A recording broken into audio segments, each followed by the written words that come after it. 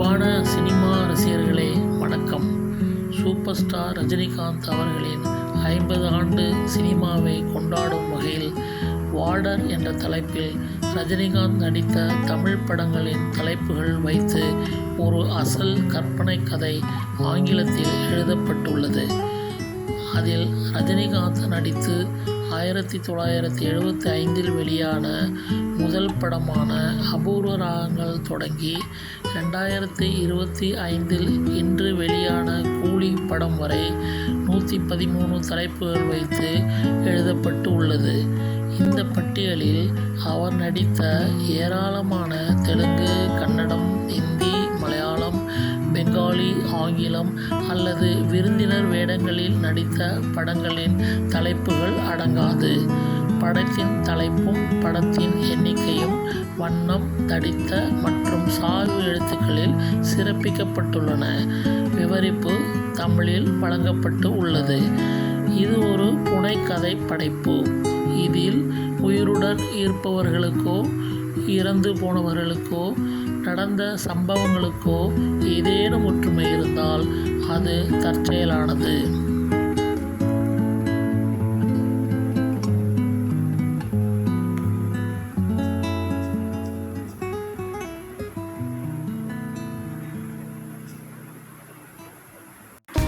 அது 1945 ஆண்டு இரண்டாம் உலகப் போர் முடிவுக்கு வந்திருந்தது. ஆங்கிலேயர்கள் இந்தியாவை விட்டு வெளியேற தயாராகி வந்தனர். கர்நாடக இசை ஆசிரியரான பிரமீளா திருவண்ணாமலையில் அபூர்வ ராகங்கள் பற்றி விளக்கிக் கொண்டிருந்தார். 18 வயது காயத்ரி பிரமீளாவிடம் கர்நாடக இசையை கற்றுக்கொண்டிருந்தார். மாணவர்கள் தாளத்தை தவறவிட்ட போது பிரமீளா இவை தப்பு தாளங்கள் என்று கூச்சலிட்டார்.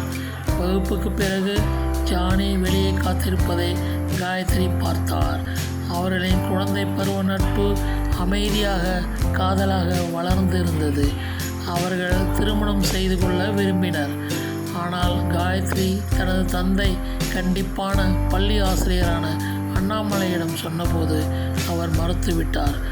காயத்ரி அவர் கூறினார், ஜானி ஒரு படிக்காதவன், பணக்காரன் மற்றும் மாங்குடி மைனர். நாங்கள் நடுத்தர வர்க்கத்தினர். நீ ஒரு தாயில்லாமல் வளர்ந்த பெண். இது சரி வராது. நீ படிப்பில் கவனம் செலுத்து. உனக்கு ஒரு சரியான மாப்பிள்ளை பார்ப்போம் என்றார். காயத்ரி அமைதியாக நின்றாள். அவருடைய கனவுகள் தேய்ந்து போகும் ராகம் போல எதிரொலித்தன. காயத்ரி முடிவெடுக்க 3 நாட்கள் ஆனது. அந்த 3 நாட்களில் அண்ணாமலை நிறைய தடவை தன்மேல் கோபமா என்று கேட்டதற்கு இல்லை என்று கூறினார் காயத்ரி. அவளுடைய இதயம் ஜானிக்கு சொந்தமானது. ஆனால் அவளுடைய ஆன்மா அவளுடைய தந்தை அண்ணாமலையுடன் பிணைக்கப்பட்டிருந்தது. அவளுடைய தாய் மீனாட்சி பிரசவத்தின் போது இறந்த பிறகு அவளை தனியாகவும் தாயாகவும் வளர்த்தார். அவரது தியாகங்களை மதித்து ஜானியிடம் அவரது விருப்பங்களுக்கு எதிராக செல்ல முடியாது என்று அவள் சொன்னாள். கனத்த இதயத்துடன் ஜானியும் ஒத்துக்கொண்டான். விரைவில் ஒரு திருமண தரகர் ஒரு மணமகனை அறிமுகப்படுத்தினார். அவர் பெயர் சிவா என்றும் அவர் ஒரு இராணுவ வீரன் என்றும் கூறினார். அதற்கு அண்ணாமலை, தம்பிக்கு எந்த ஊர், அவருடைய பின்னணி என்ன என்று கேட்டார்.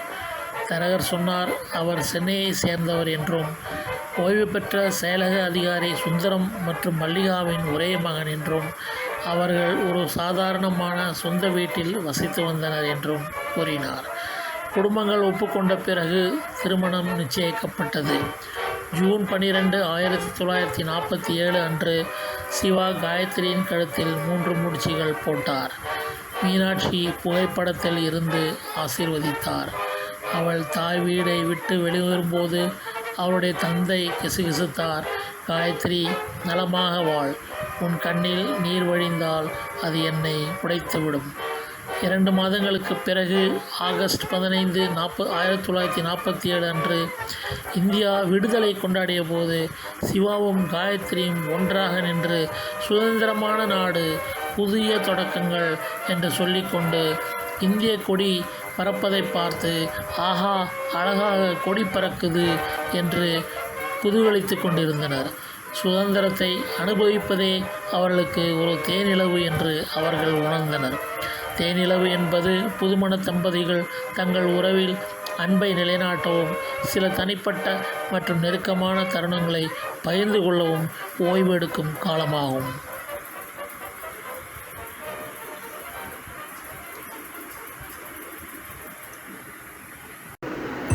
ஜூன் 24, 1949 அன்று காயத்ரி ஒரு ஆண் குழந்தையை பெற்றெடுத்தார். அருணாச்சலம் என்று பெயர் வைத்தார்கள்.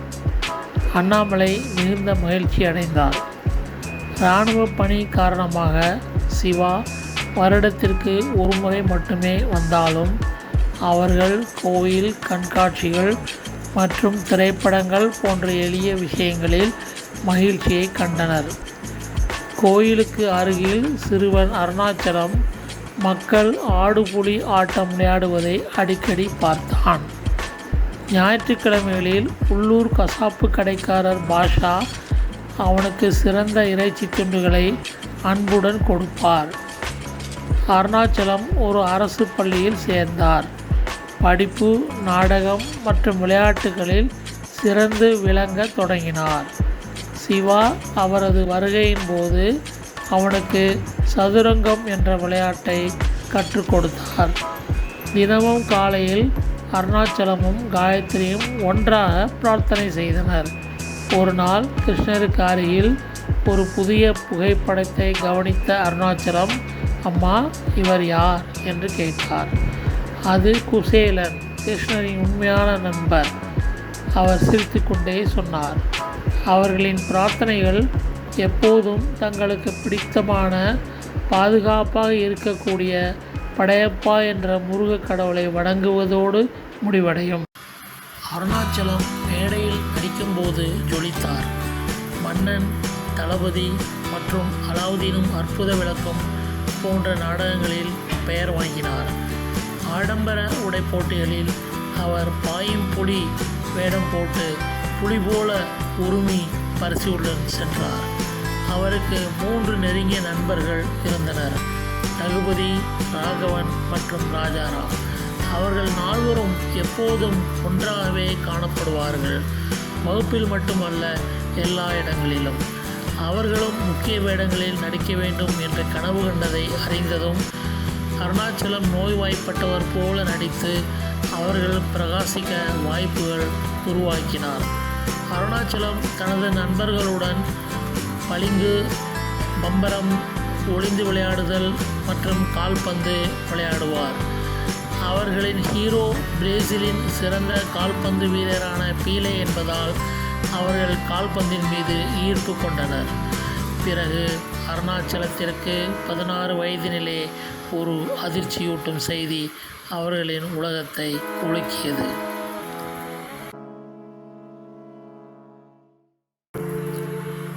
ஆகஸ்ட், செப்டம்பர் 1965 ஆண்டு நடந்த இந்தியா பாகிஸ்தான் போரில் சிவா தியாகியாக இறந்துவிட்டார். இது குடும்பத்திற்கு பேரழிவை ஏற்படுத்தியது. தகனத்தின் போது தனது தந்தை தனியாக எரிவதை பார்க்க முடியாமல் அருணாச்சலம் தனது நண்பர்களுடன் தீப்பிழம்புகள் அணையும் வரை மௌனமாக காத்திருந்தார். காயத்ரி உடைந்து போனார். அருணாச்சலம், அண்ணாமலை, சுந்தரம் மற்றும் மல்லிகாவின் ஆதரவுடன் கூட அவளுடைய துக்கம் கொஞ்சம் கூட குறையவில்லை. காயத்ரிக்கு தாலி கலட்டும் சடங்கை கண்டு எல்லோரும் உடைந்து போனார்கள். அருணாச்சலம் 15வது நாளில் தமிழில் கர்மாதி என்று அழைக்கப்படும் ஆத்ய ஸ்ரத்தாவை செய்தார். மீனாட்சி புகைப்படத்துடன் சிவாவின் புகைப்படம் சேர்க்கப்பட்டது. இரங்கல் கூட்டத்தில் சிவாவை நாட்டுக்கு ஒரு நல்லவன் மற்றும் ஊர்காவலன் என்று நினைவு கூர்ந்தனர். 1966 ஆண்டு அருணாச்சலம் பிஎஸ்சி கெமிஸ்ட்ரி படிக்க கல்லூரியில் சேர்ந்தார். அருணாச்சலம் தனது புதிய நண்பர்களான ஷங்கர், சலீம் மற்றும் சைமன் ஆகியோருடன் ஆறுதல் கண்டார். குறும்புக்காரரான ஷங்கர் தனது தில்லுமுள்ளுவுக்கு பெயர் பெற்றவர். அவர் வகுப்பில் மிமிக்ரி செய்து ப்ராக்ஸி வருகையை வழங்குவார். ஒரு நாள் ப்ராக்ஸி வருகை கொடுத்ததற்காக அவர் பிடிபட்டு கடுமையாக தண்டிக்கப்பட்டார். அவர்கள் ஒரு கால்பந்து அணியையும் வைத்திருந்தனர். உள்ளூரில் போட்டிகளை விளையாடினர். கல்லூரியில் புதுக்கவிதை எழுதுவதில் திறமை பெற்ற அமைதியான உள்ளம் கொண்ட பிரியாவை அருணாச்சலம் சந்தித்தார். ஒரு நாள் கல்லூரி ஆய்வகத்தில் பிரியாவின் சேலை தீப்பற்றியது. அருணாச்சலம் உடனடியாக எதிர்வினையாற்றி அவளை ஆபத்தில் இருந்து காப்பாற்றினார். அந்த தருணம் அவர்களுக்கு இடையே ஒரு ஆழமான பிணைப்பை ஏற்படுத்தியது. விரைவில் அருணாச்சலம் தனது அன்பை ஒரு இதயபூர்வமான கடிதத்தில் வெளிப்படுத்தினார். என் வணக்கத்துக்குரிய காதலியே, நான் உன்னை உண்மையிலேயே நேசிக்கிறேன். உன்னை நான் வாழ வைப்பேன். இது என் தாய் மீது சத்தியம். நீங்கள் என்னை நேசிக்கிறீர்களா என்று கேட்டார். பிரியா தனது தோழிகளான பைரவி மற்றும் போனாவிடம் கடிதத்தை காட்டினார். திறந்த மனதுடனும் துணிச்சலுடனும் இருந்த பைரவி ஆம் என்று சொல்ல ஊக்குவித்தார். ஆனால் போனா எப்போதும் ஒரு மர்மம், அமைதியாக இருந்தார். பிரியாவும் பைரவியும் போனா ஒரு கேள்விக்குறி என்று நினைத்தார்கள். 3 நாட்கள் பதில் இல்லாத பிறகு அருணாச்சலம் மெதுவாக என் கேள்விக்கு என்ன பதில் என்று கேட்டார். என்றாள் பிரியா. 1969ஆம் ஆண்டு இறுதிக்குள் சிவாவின் இழப்பீடு மற்றும் அண்ணாமலையின் ஓய்வு ஊதியத்துடனும் அவர்கள் ஒரு புதிய வீட்டை கட்டினார்கள். அன்னை ஓர் ஆலயம் என்று பெயர் வைத்தார்கள். மரியாதைக்குரிய நீதிபதி கோபிநாத்தின் மகள் புவனா. அவருடைய நேர்மையான தீர்ப்புகளால் அவர் தர்மத்தின் தலைவன் என்று பரவலாக அறியப்படுகிறார். கடந்த கால தீர்ப்புக்கு பழிவாங்குவதற்காக பேட்ட ரவுடிகளான கபாலி மற்றும் காலா ஆகியோரின் இலக்காக ஆனார் புவனா. ஆனால் அருணாச்சலமும் அவரது நண்பர்களும் அவர்களை எதிர்த்து நின்று அவர்களின் துன்புறுத்தலுக்கு முற்றுப்புள்ளி வைத்தனர். அருணாச்சலம் துணிச்சலானவர் மட்டுமல்ல, பல்கலைக்கழகங்களுக்கு இடையான பளுதூக்குதலில் மிஸ்டர் பாரத் என்ற பட்டத்தை பெற்றார். கல்லூரி நாடகங்களில் மேடையில் பிரகாசித்தார். மேலும் ஜல்லிக்கட்டு போட்டியின் போது முரட்டுக்காளை ஒன்றை அடக்கினார். அவரது வகுப்பு தோழர்கள் அவரை மாவீரன் என்று அழைத்தனர். இளம் வயதில் தந்தையை இழந்த போதிலும் அருணாச்சலம் துக்கத்தை தாண்டி உயர்ந்தார். அக்கம்பக்கத்தினர் பெரும்பாலும் அவர் ஒரு அதிசய பிறவி என்று கூறினர். 1960களில் இந்தியன் ஆயில் கார்ப்பரேஷன் திரவமாக்கப்பட்ட பெட்ரோலிய எரிவாயு எல்பிஜி அறிமுகப்படுத்தலுக்கு முன்னோடியாக அமைந்தது. இந்த சமையல் எரிபொருளை அறிமுகப்படுத்தியதன் மூலம் பல்லாயிரக்கணக்கான இந்திய மக்களின் வாழ்க்கையை மாற்றியது. பலரைப் போலவே வந்த புதிதில் இது ஆபத்தானது என்று நினைத்த அவரது குடும்பத்தினர் தயக்கத்தையும் மீறி காயத்ரி 1970ஆம் ஆண்டில் தனது சமையலறையில் எல்பிஜி பொருத்தினார். ஒருவரை நேசிப்பது என்பது ஒன்றுமில்லை. ஒருவரால் நாம் நேசிக்கப்படுவது ஒரு விஷயம். ஆனால் ஒருவரை நேசிப்பதும் அவரால் நாம் நேசிக்கப்படுவதும் அதுதான் எல்லாமே. இதை சொன்னவர் டீட் ஒலிஸ். மன உறுதியுடன் அருணாச்சலம் தனது தாயிடம் பிரியா மீதான தனது அன்பை பற்றி சொல்லி அவருடைய ஆசைகளை கேட்டார். பிரியாவும் அப்படித்தான் உணர்கிறாரா என்று கேட்டபோது அவர் சிரித்துக்கொண்டே ஆம் அம்மா என்றார். அவர்கள் விரைவில் பிரியாவின் பெற்றோரை சந்தித்தனர். பாண்டியன் கமலா தம்பதிகளின் மகள்தான் பிரியா. அவர்கள் இருவரும் பாபா மற்றும் ஸ்ரீ ராகவேந்திரர் ஆகியோரின் பக்தியுள்ள சீடர்கள் ஆவர். அண்ணாத்தே என்று அன்பாக அழைக்கப்படும் பாண்டியன் மரியாதைக்குரிய காய்கறி கமிஷன் முகர்வர். பிரியா அவர்களின் 6 புஷ்பங்கள் என்று சொல்லக்கூடிய 6 அன்பு மகள்களில் முதல் பெண் ஆவார். அருணாச்சலம் படித்து முடித்ததும் குடும்பங்கள் திருமணத்திற்கு ஒப்புக்கொண்டன. இதற்கிடையில் ஒரு நாள் அருணாச்சலமும் பிரியாவும் சந்தித்த போது அருணாச்சலம் பிரியாவிடம், என் 5 மைத்துனிகள் எப்படி இருக்கிறார்கள் என்று கேட்டார். அவர்கள் எப்போது உங்கள் மைத்துனிகள் ஆனார்கள்? சரி, எதிர்காலத்தில் ஆவார்கள் அல்லவா? ஏன், உங்களுக்கு வேறு ஏதேனும் நோக்கங்கள் உள்ளதா என்றாள் பிரியா. என்ன, ஆமாவா இல்லையா?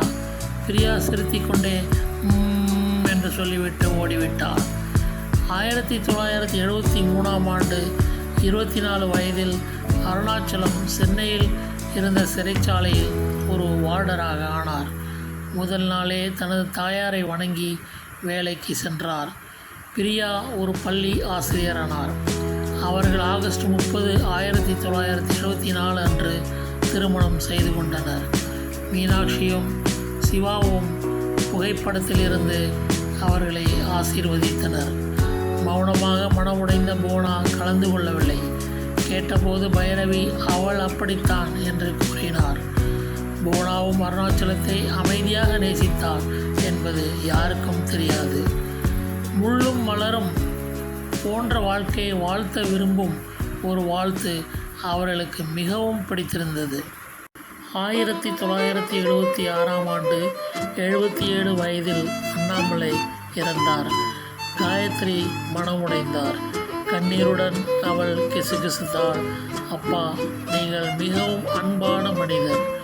ஒரு உண்மையான கை கொடுக்கும் கை. கடவுள் கொடுத்த வரம் காரணமாக நான் உங்கள் மகளானேன். 1000 ஜன்மங்களுக்கு உங்கள் மகளாக பிறக்க விரும்புகிறேன் என்று சொல்லி அழுதாள். இறுதிச் சடங்கில் ஜானி காயத்ரியிடம், உங்கள் தந்தையின் வார்த்தைகள் என்னை மாற்றின. அவர் என்னை படிக்காதவர், கவலையற்றவர் என்று அழைத்தார். அவர் சொன்னது சரிதான். அன்று நான் மாறிவிட்டேன். இப்போது நான் ஒரு வழக்கறிஞர், கணவர், தந்தை. நான் அவருக்கு மிகவும் கடமைப்பட்டிருக்கின்றேன். அண்ணாமலையின் அஸ்தி காவேரி, ராமேஸ்வரம் மற்றும் கங்கையில் கரைக்கப்பட்டது. ராமேஸ்வரத்தில் கடலின் மீது ஒரு சிவப்பு சூரியன் மறைவதை அவர்கள் பார்த்தார்கள். துக்கத்தில் அது ஒரு அமைதி சூழ்ந்த இருண்ட தருணம். அண்ணாமலையின் புகைப்படம் மீனாட்சி மற்றும் சிவா புகைப்படங்களோடு சேர்ந்தது. இதற்கிடையில் கருத்தரிக்கவில்லை என்ற பதட்டத்தில் இருந்த பிரியா ஜோதிடர் சாந்தாவையும் அவரது மகன் ரவியையும் சந்திக்க காயத்ரியின் ஆலோசனையை பின்பற்றினார். குரு சிஷ்யன் இரட்டையர்கள் விளக்கப்படங்களை படித்து பெரியேச்சி அம்மனை வணங்கும்படி வற்புறுத்தினர். விரைவில் பிரியா கர்ப்பம் தரித்தாள். ஆனால் பிரசவத்தின் போது சிக்கல்கள் எழுந்தன. அறுவை சிகிச்சை அரங்கிற்கு வெளியே அருணாச்சலம் துடிக்கும் கரங்களுடன் காத்திருந்தார். தாய் மற்றும் குழந்தை இருவருக்கும் பிரார்த்தனை செய்து கொண்டிருந்தார்.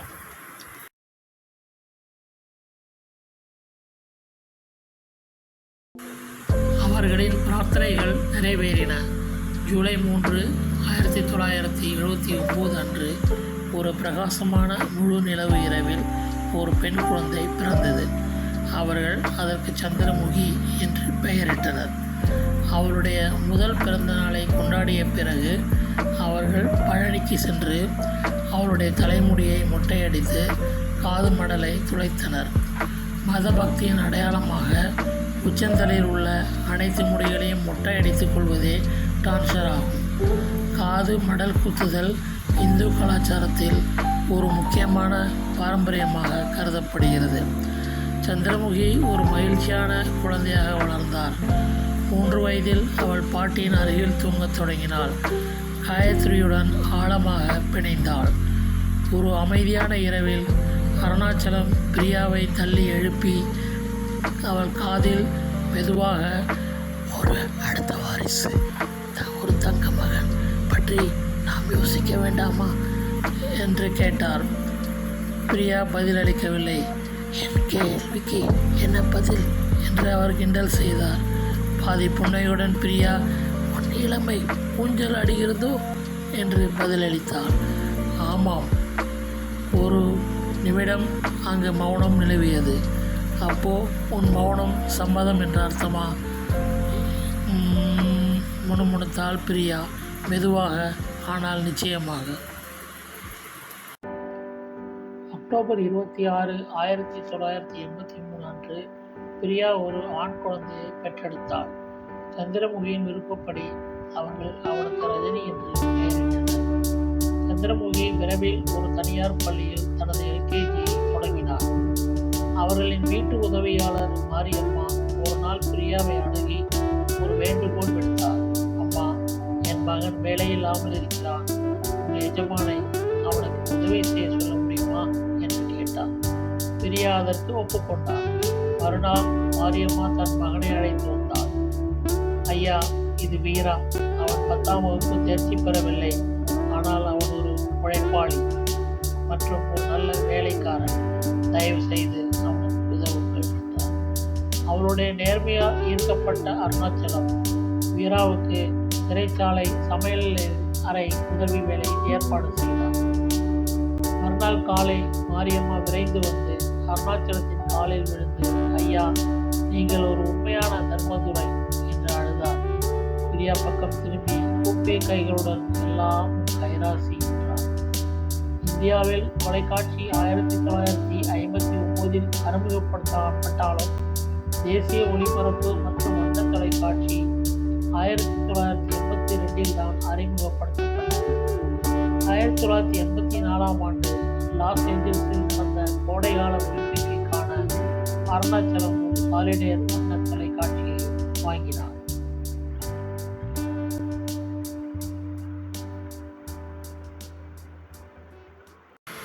ஆயிரத்தி 1984 ஆண்டில் துக்கம் திரும்பியது. அருணாச்சலத்தின் அன்பான தாத்தா பாட்டி 94 வயது சுந்தரம் மற்றும் 87 வயது மல்லிகா காலமானார்கள். அருணாச்சலம், பிரியா மற்றும் காயத்ரி ஆகியோர் இறுதிச் சடங்குகளை பயபக்தியுடன் செய்தனர். சிவா உயிருடன் இருந்திருந்தால் அவர் அதையே செய்திருப்பார் என்று நம்பினர். அருணாச்சலம் தனது தாத்தா பாட்டிக்கும் சிவா, அண்ணாமலை மற்றும் மீனாட்சிக்கும் வருடாந்திர தவசம் என்ற ஸ்ரத்தா செய்து வந்தார். அந்த ஆண்டு அவர்களால் ரஜினிக்கு மொட்டை அடிக்க முடியவில்லை. அதற்கு பதிலாக அவர்கள் திருப்பதிக்கு சென்று 1985 ரஜினிக்கு மொட்டை அடித்தனர். மாருதி உத்யோக் லிமிடெட் என்ற ஆட்டோமொபைல் நிறுவனம் 1981 இந்தியாவில் தொடங்கப்பட்டது. 1982 ஜப்பானிய நிறுவனமான சுசுகியுடன் இணைந்த பிறகு அது மாருதி சுசுகி என்று அறியப்பட்டது. சந்திரமுகி மற்றும் ரஜினியின் ஆலோசனையின் பேரில் அருணாச்சலம் 1985 அவர்களிடமிருந்து அப்போது மிக பிரபலமாக இருந்த மாருதி 800 காரை வாங்கினார்.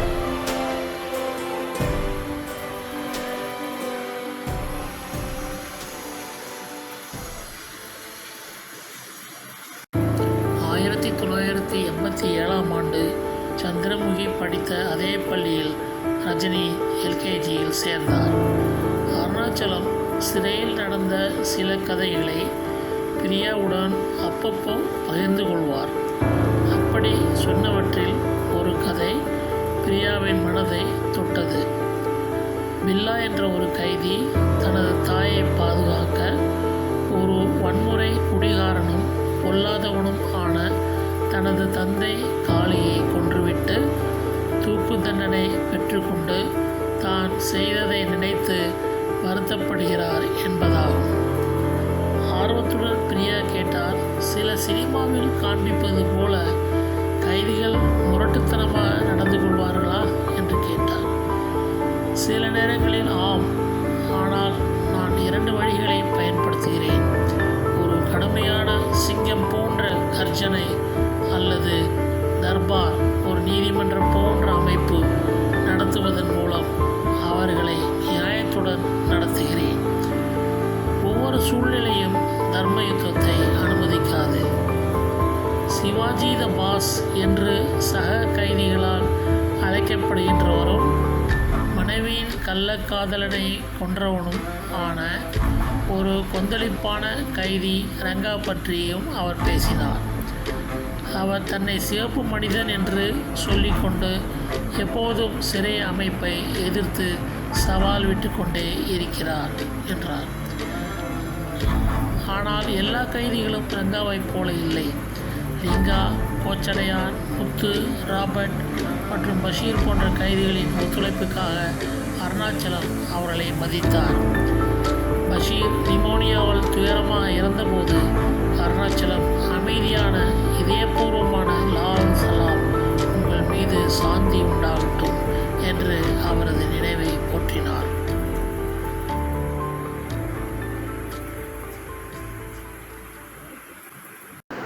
ஆயிரத்தி 1989 ஆண்டு அருணாச்சலம் ஒரு நாள் கோதுமை அல்வா பெட்டியை எடுத்துக்கொண்டு பூரிப்போடு வீடு திரும்பினார். பிரியா, சந்திரமுகி மற்றும் ரஜினி ஏன் என்று கேட்டபோது அவர் சிரித்துக்கொண்டே பின்னர் என்றார். பிரியாவை நோக்கி, என் அன்பான கவிக்குயில், உங்கள் சமீபத்திய புது கவிதைகளை ஏன் பகிர்ந்து கொள்ளவில்லை என்று கிண்டல் செய்தார். அதற்கு அவர், நேரமில்லை, ஆனால் உங்களுக்காக ஒரு உடனடி கவிதை இங்கே தருகிறேன் என்று கூறிவிட்டு, அவன் ஒரு குப்பத்து ராஜா, அவன் ஒரு போக்கிரி ராஜா, அவன் ஒரு தனிக்காட்டு ராஜா, ஆனால் ராஜாதி ராஜா என்று சொன்னவுடன் அருணாச்சலம் பிரமாதம் என்று கைத்தட்டினார். சிரித்துக்கொண்டே அருணாச்சலம் இறுதியாக அல்வாவுக்கான காரணத்தை வெளிப்படுத்தினார். அவர் தனது தாயை அழைத்து, உங்களுக்கு அல்வா பிடிக்குமா என்று கேட்டார். குடும்பத்தினர் அனைவரும் ஒன்றாக அல்வா நினைத்தாலே இனிக்கும் என்று எதிரொலித்தனர். பின்னர் அவர் தனது தாயின் கால்களை தொட்டு, நான் தலைமை வார்டராக பதவி உயர்வு பெற்றுள்ளேன் என்றார். காயத்ரி கண்ணீர் மல்க அவரை ஆசீர்வதித்தார். பிரியா, சந்திரமுகி மற்றும் ரஜினி ஆகியோர் அவரை கட்டிப்பிடித்து முத்தமிட்டு ஆரவாரம் செய்தனர். இந்தியாவில் சினிமா என்பது ஒரு உலகளாவிய பொழுதுபோக்கு வடிவமாகும். அதற்கு அண்ணாமலை, காயத்ரி, அருணாச்சலம் மற்றும் பிரியா ஆகியோர் விதிவிலக்கல்ல. ஒரு காலத்தில் சிவாஜி மற்றும் எம்ஜிஆரின் ரசிகர்களாக இருந்த முழு குடும்பமும் இப்போது கமல் மற்றும் ரஜினியை கொண்டாடியது. சந்திரமுகி மற்றும் ரஜினி தீவிர ரஜினி ரசிகர்கள். பதவி உயர்வை கொண்டாட அவர்கள் திரையரங்கில் ராஜா சின்ன ரோஜா படத்தை பார்த்தனர். ஈர்க்கப்பட்ட குழந்தைகள் தங்கள் பெற்றோரை ஒரு கடிதம் எழுத வைத்தனர். அன்புள்ள ரஜினிகாந்த், நாங்கள் ராஜா சின்ன ரோஜாவை நேசித்தோம். மேலும் 6 to 60 வரை படமும் எங்களுக்கு ரொம்பவும் பிடித்திருந்தது.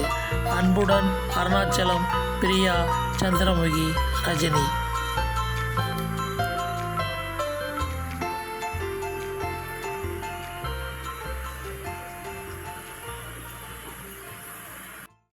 தலைமை வார்டரான பிறகு அருணாச்சலம் சிறை கைதிகளுக்கான கல்வித் திட்டங்களை தொடங்கினார். பள்ளி மற்றும் பட்டப்படிப்பு தேர்வுகளுக்கு தயாராக அவர்களுக்கு உதவினார். பிரியா அருணாச்சலத்துடன் சேர்ந்து ஆசிரியராக தன்னார்வ தொண்டு செய்தார். சந்திரமுகி 1991 ஆண்டு பருவ வயதை அடைந்தார். இது ஒரு பெண்ணின் வாழ்க்கை பயணத்தில் ஒரு குறிப்பிடத்தக்க மைல்கல்லாகும். இது அவள் குழந்தை பருவத்தில் இருந்து முதிர் வயதுக்கு மாறுவதை குறிக்கிறது. பல இந்துக்களைப் போலவே அருணாச்சலம் குடும்பத்தினரும் இந்த நிகழ்வை மகிழ்ச்சியாக கொண்டாடினர். 1994 ஆண்டு இந்த ஜோடி தங்கள் கல்லூரியின் வெள்ளி விழா மறுசந்திப்பில் கலந்து கொண்டது. அங்கு பழைய நண்பர்கள் பைரவி, போனா, சங்கர், சலீம் மற்றும் சைமன் ஆகியோர் கூடினர். பைரவி அமெரிக்காவில் குடியேறிவிட்டதாகவும் போனா ஒரு வழக்கறிஞர் ஆகிவிட்டதாகவும் அவர்கள் அறிந்தார்கள். சங்கர், சலீம் மற்றும் சைமன் ஆகியோர் இணைந்து ஒரு உணவகத்தையும் கடன் வழங்கும் நூலகத்தையும் நடத்தி வந்தனர். அவர்கள் தங்கள் நட்பை தொடர ஒப்புக்கொண்டனர். போனாவை தவிர அனைவரும் திருமணமாகி குழந்தைகளுடன் இருந்தனர். பிரியாவும் பைரவியும் அவரிடம் ஏன் என்று மெதுவாக கேட்டபோது போனா அமைதியாக சிரித்தாள். அவள் எதுவும் சொல்ல தேவையில்லை, அவளுக்கு தெரியும், உங்களுக்கும் தெரியும்.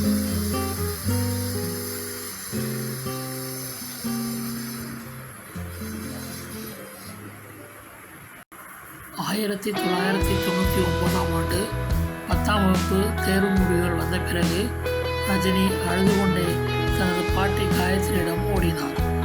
என்ன நடந்தது என்று அவர் கேட்டபோது ரஜினி அவரிடம், பாட்டி, நான் எதிர்பார்த்த மதிப்பெண்கள் பெறவில்லை, நான் மிகவும் வருத்தமாக இருக்கிறேன் என்று அழுது கொண்டே சொன்னார். அதற்கு பாட்டி, இங்கே பாரு ரஜினி, நீயும் உன் அக்காவும் படிப்பில் மட்டுமல்ல பாடத்திட்டத்திற்கு அப்பாற்பட்ட செயல்களிலும் சிறந்து விளங்குறீங்க. சந்திரமுகி வயலின் வாசிப்பதிலும் நீ பியானோ வாசிப்பதிலும் தேர்ச்சி பெற்றுள்ளீர்கள். 1997ஆம் ஆண்டு காலநிலை மாற்றம் கொடுத்த கியோட்டோ நெறிமுறைக்கு பிறகு மாநில அளவில் நடைபெற்ற காலநிலை மாற்றப் போட்டிக்கு நீங்கள் இருவரும் இசையமைத்து 2ஆம் பரிசை வென்றீர்கள். சந்திரமுகி சதுரங்கத்தில் சிறந்தவள், நீ கால்பந்து, தடகளம் மற்றும் கராத்தேவில் சிறந்து விளங்குகிறாய். மதிப்பெண்கள் மட்டுமே வாழ்க்கையில் உங்களை வழி நடத்தாது.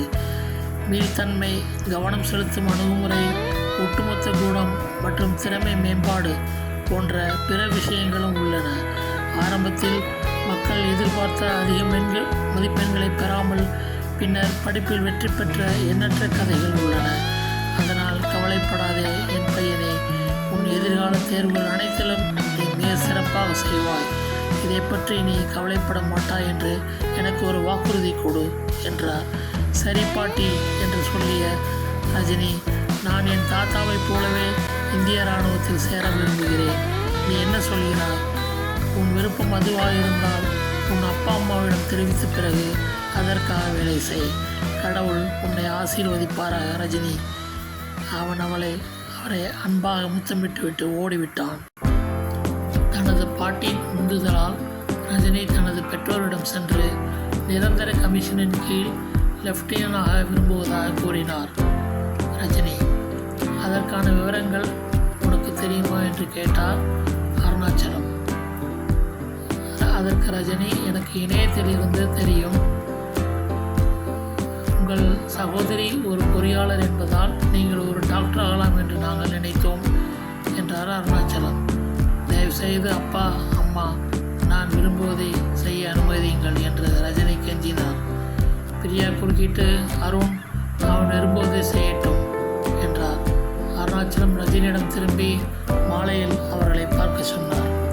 ரஜினி சென்ற பிறகு பிரியா, இதோ பார் அருண், சந்திரமுகி ஒரு பொறியாளராக விரும்பும்போது நாங்கள் உடனடியாக ஒப்புக்கொண்டோம். ரஜினிக்கு அதுவும் தெரியும். ஒரு பிரியா, அதுவும் இதுவும் வேறு. இது இராணுவம், ஆபத்தை பற்றி எனக்கு கொஞ்சம் கவலையாக இருக்கு. இல்லை அருண், எல்லோரும் அப்படி நினச்சா நாட்டை காக்க இராணுவத்தில் யார் இருப்பாங்க? பிரியா சொன்னதில் அருணாச்சலம் கொஞ்சம் நியாயம் இருப்பதை உணர்ந்து முழு மனதுடன் அவளை ஆதரித்தார். மாலையில் இருவரும் ரஜினியை சந்தித்த போது ரஜினியின் விருப்பத்திற்கு பச்சை கொடி காட்டினார்கள். ரஜினி ரொம்ப சந்தோஷப்பட்டு இருவரையும் முத்தமிட்டு தன் பாட்டியிடம் ஓடி வந்து தன் மகிழ்ச்சியை பகிர்ந்து கொண்டார்.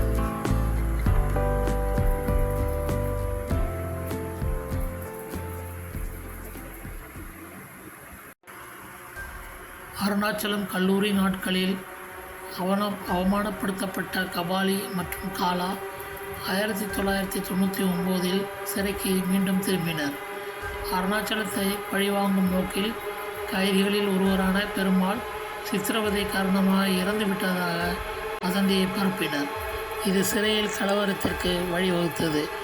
அதில் ஒரு கைதி தலைமை கண்காணிப்பாளரை கொல்ல முயன்றபோது அருணாச்சலம் தலையிட்டு கைதியை பிடிக்க முயன்றபோது கத்திக்குத்தை தான் வாங்கி கொண்டார். அருணாச்சலத்தின் துணிச்சலான செயல் பெரிதும் பாராட்டப்பட்டது. இதற்கிடையில் கபாலி மற்றும் காலா குழப்பத்தின் போது தப்பித்து விட்டனர். மருத்துவமனையில் குணமடைந்து வரும்போது அவரது குடும்பத்தினரும் நண்பர்களும் கவலையில் மூழ்கினர். அமைதியான தருணத்தில் காயத்ரி, பிரியாவும் மனம் விட்டு பேசிக்கொண்டனர். பிரியாவின் ஒரு கேள்விக்கு, எனக்கு வரப்போகிற மாப்பிள்ளை இராணுவத்தில் இருக்கிறார் என்று தெரிந்தவுடன் ஆரம்பத்தில் நான் மற்ற பெண்களைப் போலவே பயந்தேன். ஆனால் நான் திருமணமான பிறகு அந்த பயங்கள் மறைந்துவிட்டன. இப்போது ஒரு இராணுவ வீரரின் மனைவியாக இருப்பதில் நான் மிகவும் பெருமைப்படுகிறேன். ஆனால் விடுமுறைக்கு பிறகு அவர் ஒவ்வொரு முறையும் ஊருக்கு போகும்போது அது என் இதயத்தை உடைத்தது. நாங்கள் அவருடன் சென்று தங்கியிருந்திருக்கலாம், ஆனால் நாங்கள் அவரது பெற்றோரை இங்கு தனியாக விட்டு செல்ல விரும்பவில்லை. இதற்கிடையில் தனது தந்தை 16 வயதில் தாத்தாவை இழந்தது போல தானும் தனது தந்தையை இழப்பானோ என்று ரஜினி கவலைப்பட்டார். சந்திரமுகி இதுவும் கடந்து போகும் என்று பகவத்கீதையில் கூறியதையும், கடவுள் நல்லவர்களை சோதிப்பார் ஆனால் அவர்களை கைவிட மாட்டார் என்று ரஜினிகாந்த் பாஷா திரைப்படத்தில் சொன்னதையும் நினைவில் கொள்ளச் சொல்லி அவரை ஆறுதல் படுத்தினார். ஒரு வாரம் கழித்து அருணாச்சலம் அன்பும் பெருமையும் நிறைந்த ஒரு குடும்பத்துடன் வீடு திரும்பினார். ஆனால் அவர்களுக்கு ஒரு அதிர்ச்சி தகவல் காத்திருந்தது.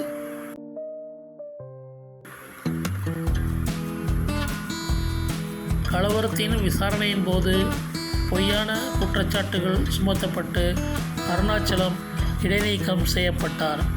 இது அவரது முழு குடும்பத்தினருக்கும் அதிர்ச்சியை ஏற்படுத்தியது. பிரியா போனாவை தொடர்பு கொண்டதன் உதவியுடன் போனாவும் அவருடைய சீனியர் ஜானியும் வழக்கை வாதாட வந்தனர். அருணாச்சலம் இறுதியில் அனைத்து குற்றச்சாட்டுகளில் இருந்தும் விடுவிக்கப்பட்டு 2000 ஆண்டு இறுதிக்குள் தனது முந்தைய பதவியில் மீண்டும் சேர்க்கப்பட்டார். மீண்டும் இணைந்ததும் தப்பி ஓடிய கைதிகளை தேடும் குழுவில் தலைமை வகித்து அவரது வழிகாட்டுதலின் கீழ் கபாலி மற்றும் காலா இருவரும் வெற்றிகரமாக பிடிபட்டனர். காலப்போக்கில் அருணாச்சலம் குடும்பத்தினர் தனிநபர் கணினி, மடி கணினி மற்றும் கைபேசி போன்றவற்றை உபயோகப்படுத்த ஆரம்பித்தனர். 2002ஆம் ஆண்டு கணினி அறிவியலில் பிடெக் பட்டம் பெற்ற பிறகு சந்திரமுகி பெங்களூரைச் சேர்ந்த ஒரு நிறுவனத்தில் பணியமர்த்தப்பட்டார்.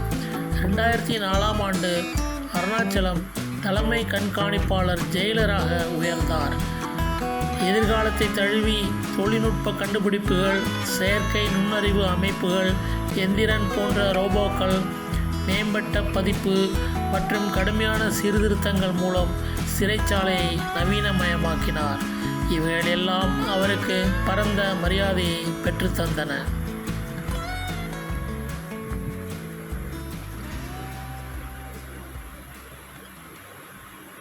2007இல் ஓய்வு நெருங்கி வந்த நிலையில் அருணாச்சலம் ஓய்வு பெறுவதற்கு முன்பு ஒரு இலக்கை வைத்திருந்தார். அது சந்திரமுகியின் திருமணம் முடித்துவிட வேண்டும் என்பதாகும். சந்திரமுகி நிச்சயிக்கப்பட்ட திருமணத்தை விரும்பினார். அருணாச்சலம் மற்றும் பிரியா கோயம்புத்தூர் ஜவுளி அதிபர் சரவணன் மற்றும் அவரது மனைவி சரளாவின் மகனும் கணினி பொறியாளருமான சஞ்சயை தேர்ந்தெடுத்தனர். சஞ்சய் குடும்பத்தினர் தங்கள் சில நண்பர்களுடன் பெண் பார்க்க வந்தனர். இது மணப்பெண்ணை பார்க்கும் விழா என்று அழைக்கப்படுகிறது. இது நிச்சயிக்கப்பட்ட திருமணங்களில் முதல் படியாகும். சந்திரமுகி வந்து அனைவருக்கும் வணக்கம் கூறி காஃபி பரிமாறினார். இரு தரப்பினரும் திருமணத்திற்கு ஒப்புக்கொண்டனர். மேலும் திருமணத்துடன் தொடர்புடைய அனைத்து தேவையான விவரங்களையும் முடித்த பிறகு மணமகனிடம் அவர் விரும்பினால் அந்த பெண்ணுடன் பேசலாம் என்று கூறினர். அந்த பெண்ணை அவள் அறையில் பார்த்தபோது முகத்திலும் கைகளிலும் கருப்பு வண்ணம் பூசப்பட்ட ஒரு பெண்ணை கண்டார். ஏமாற்றம் அடைந்த அவர் வெளியேற திரும்பினார். ஆனால் ராஜினி, மாமா, அக்கா உன்னை கேலி செய்தார் என்றார். சந்திரமுகி எல்லாவற்றையும் சுத்தம் செய்து சாதாரணமாக தோன்றி சாரி என்றார். சஞ்சய், பரவாயில்லை, நான் அதை ரசித்தேன். எனக்கு உன்னை பிடிக்கும், உனக்கு என்னை பிடிக்குமா என்று கேட்டார். என்று அவள் சொன்னாள். திருமணத்திற்கு பிறகு அவள் தன் அம்மாவைப் போல இருக்கிறாள் என்பதை அவன் அறிந்து கொண்டான். அவர்கள் திருமணம் ஜனவரி 24, 2007இல் கோயம்புத்தூரிலும், வரவேற்பு ஜனவரி 25 மாலை சென்னையிலும் நடந்தேறியது. 2 விழாக்களிலும் கலந்து கொண்டு அண்ணாமலை, மீனாட்சி, சுந்தரம், மல்லிகா மற்றும் சிவா புகைப்படங்களில் இருந்து ஆசீர்வதித்தனர். அருணாச்சலம் கைதிகள் மற்றும் ஊழியர்களுக்கு சிறப்பு இரவு உணவை வழங்கினார்.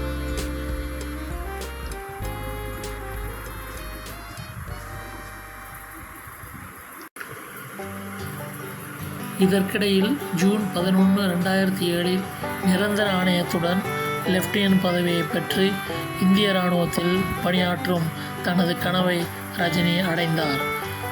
பணியாளர் தேர்வு வாரியம் நேர்காணல், மருத்துவ தேர்வுகள், மின்னணு மற்றும் தகவல் தொடர்பு பொறியியலில் பிடெக் பட்டம் பெறுவதற்கான 4 ஆண்டு தொழில்நுட்ப பயிற்சி திட்டம் மற்றும் 1 ஆண்டு இராணுவ பயிற்சி திட்டம் ஆகியவற்றில் வெற்றிகரமாக தேர்ச்சி பெற்ற பிறகு இது நடந்தது. ஜூன் 30, 2007 அருணாச்சலத்தின் ஓய்வு நாள் மனமார்ந்த கொண்டாட்டத்துடன் வந்தது. சிறைத்துறை அமைச்சர் கருப்பையா அவரை பாராட்டினார். அவர் ஒரு கழுகுவின் கூர்மையான பார்வையை கொண்டவர் மற்றும் ஒரு நல்லவனுக்கு நல்லவன் என்றார். அவரது பதில் உரையில் அருணாச்சலம் பணிவுடன், நான் மகான் அல்ல, எனக்கு 3 முகம் உள்ளது. 1 நான் அன்புக்கு அடிமை என்றும், 1 யாருக்கும் நான் அடிமை இல்லை என்றும், 3வது என் நெற்றிக்கண் என்றும் கூறுகிறது. நான் ஒரு வார்டராக சேர்ந்தபோது சிறைச்சாலையின் தரத்தை உயர்த்த வேண்டும் என்று சபதம் எடுத்தேன். இப்போது நான் உங்களிடம் கேட்கிறேன், நான் போட்ட சவாலை நிறைவேற்றியுள்ளேனா? பார்வையாளர்களிடமிருந்து ஆமாம் என்று பெரும் பதில் நான் உண்மையில் என் இலக்கை அடைந்துவிட்டேன் என்பதை குறிக்கிறது. எல்லோருக்கும் நன்றி மற்றும் கடவுளுக்கும் நன்றி.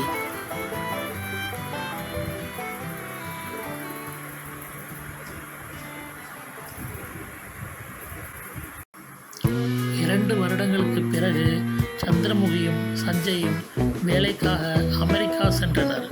அதே நேரத்தில் பிரியாவின் பெற்றோர் தங்கள் அனைத்து மகள்களையும் மகிழ்ச்சியுடன் திருமணம் செய்து வைத்தனர். பிரியாவும் ஓய்வு பெற்றார். அருணாச்சலம் வார்டர்களுக்காக ஒரு பயிற்சி பள்ளியை நிறுவி பிரியாவுடன் சிறையில் கற்பித்தார். சந்திரமுகி தான் கர்ப்பமாக இருப்பதாக அறிவித்ததும் பிரசவத்திற்காக அமெரிக்காவில் தன்னுடன் சேர பிரியாவையும் அருணாச்சலத்தையும் காயத்ரியோடு அழைத்தார். அவர்கள் அமெரிக்கா போவதற்கு தயாராகி கொண்டிருந்த போது ஒரு நாள் காலை அருணாச்சலத்தின் தொலைபேசி ஒலித்தது. ஒரு குரல், வணக்கம் மிஸ்டர் அருணாச்சலம், என்னை அடையாளம் காண முடிகிறதா என்று கேட்டது. அருணாச்சலம் எங்கேயோ கேட்ட குரல் என்று நினைத்தார். ஆனால் 10 வினாடிகளுக்கு பிறகு அவரை சிறைச்சாலையின் புதிய தலைமை கண்காணிப்பாளராக அடையாளம் கண்டுகொண்டு, எப்படி இருக்கீங்க மிஸ்டர் ரவீந்திரன், சிறை எப்படி இருக்கு என்று கேட்டார். நான் நலம், அரசாங்கத்தின் சார்பாக நான் உங்களுக்கு ஒரு பணியை தருகிறேன். சிவாஜி த பாஸ் என்று சொல்லப்படுகிற ரெங்கா சிறையிலிருந்து தப்பித்து விட்டார். அவரை பிடிக்கும் பணியை நீங்கள் மேற்கொள்ள முடியுமா? ஐயா, நான் உங்களை 5 நிமிடங்களில் அழைக்கிறேன். அருணாச்சலம் பிரியாவிடம் நிலைமையை விளக்கினார். அவள் என்றாள். பிரியா காயத்ரியுடன் அமெரிக்காவுக்கு புறப்பட்டாள். அருணாச்சலம் வேட்டையன் போல கிளம்பினார். யாரையும் பணத்துக்காக கொல்லக்கூடிய ஒரு கூலிப்படையின் துணையுடன் தங்கியிருந்த ரெங்காவை பிடிப்பதற்கு.